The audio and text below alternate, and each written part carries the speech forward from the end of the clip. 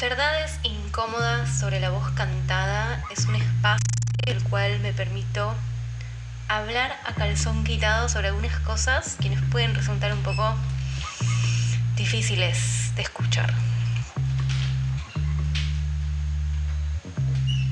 Y hoy les quiero decir que muchas de las cosas que escuchamos sobre la voz cantada, muchas de las cosas que incluso nos enseñaron, están desactualizadas. ¿Esto qué quiere decir? Que son creencias viejas, que no sirven y que hoy ya está más que comprobado que no es así.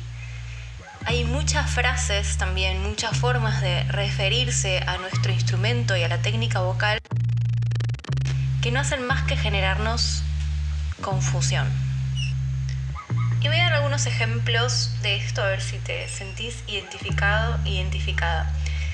Tal vez habrás escuchado o te indicaron que lleves aire a la panza, o que cantes con el diafragma, o que no cantes con la garganta, o que hagas una respiración especial del cantante, la costodiafragmática.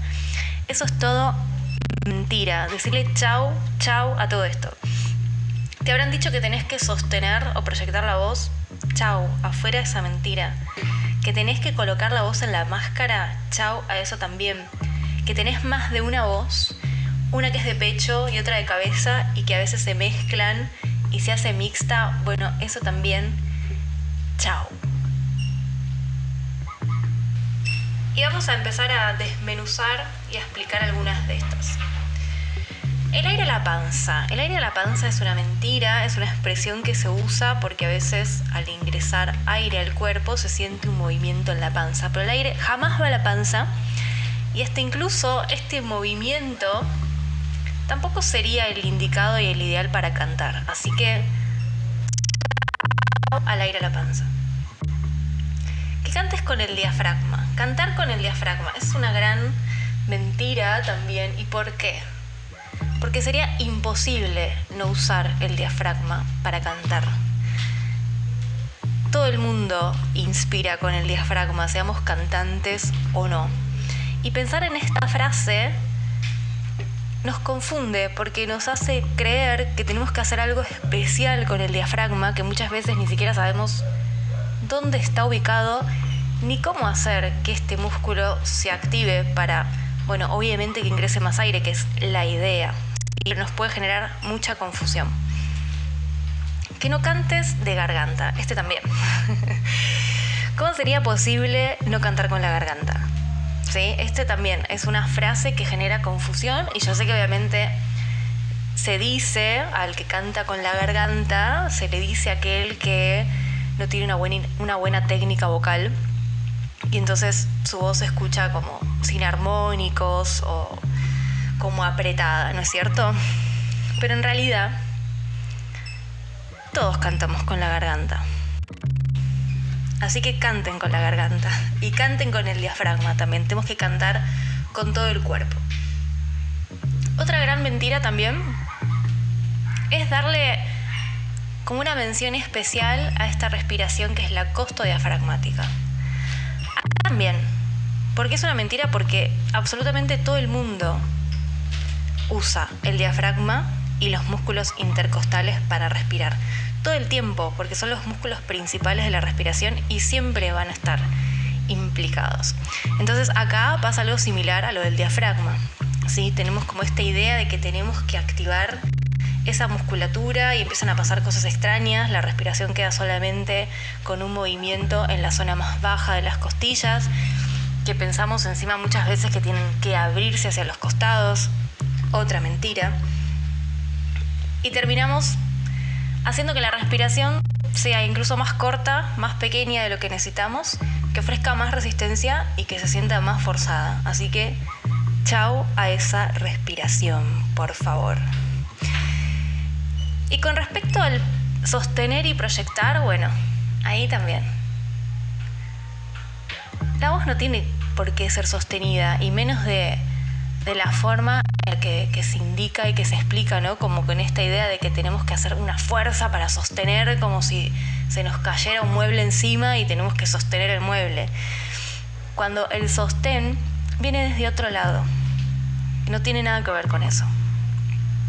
Si quieren más data sobre esto, me dejan un comentario y les digo, porque acá hay para ampliar mucho más. Y con el tema de proyectar la voz también es muy similar, porque nos da la idea de que tenemos que empujar a la voz hacia algún lado, direccionarla hacia algún lado.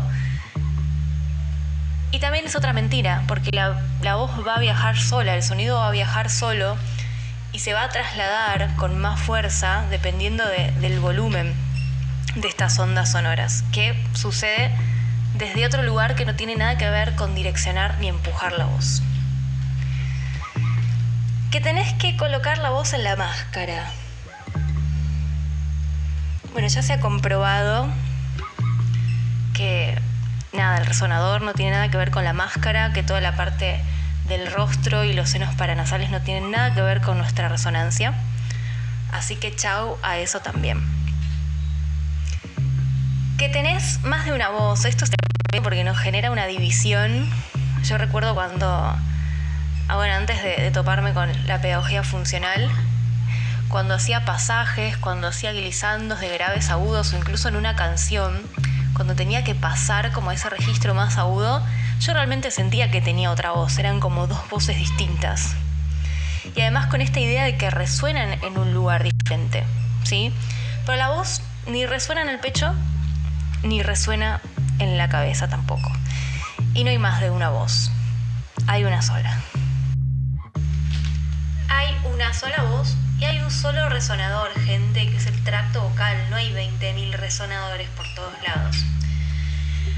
Así que bueno, si todavía seguís creyendo alguna de estas cosas, si todavía tu técnica de entrenamiento vocal se basa en repetir alguna de estas frases, te recomiendo que te olvides de todo eso y que empieces de cero y que investigues un poco más sobre la educación funcional de la voz. Si te da intriga y curiosidad todo esto, podés seguir en Instagram también. Está mi Instagram acá en el canal de YouTube. Si ya me seguís en Instagram, podés dejarme algún comentario. ¿Cuál de todas estas frases vos usás? ¿Cuál te genera más dificultad? ¿Cuál te genera como más duda? ¿Cuál defendés a muerte? Como decir no. ¿Cómo me va a decir que no existe la voz de cabeza? Bueno, todos los debates que se puedan generar, bienvenidos sean. Y si querés más información, escribime, porque me encanta hablar de esto y hay muchas cosas que sé que las puedo desarrollar mucho más, pero bueno, en un pequeño podcast no me daba el espacio para desarrollar absolutamente todas las ideas, sino que fue un pantallazo de todas estas creencias viejas que hay que empezar a descartar si queremos desarrollar realmente nuestro potencial vocal. Así que bueno, nos vemos en el próximo episodio. Un beso.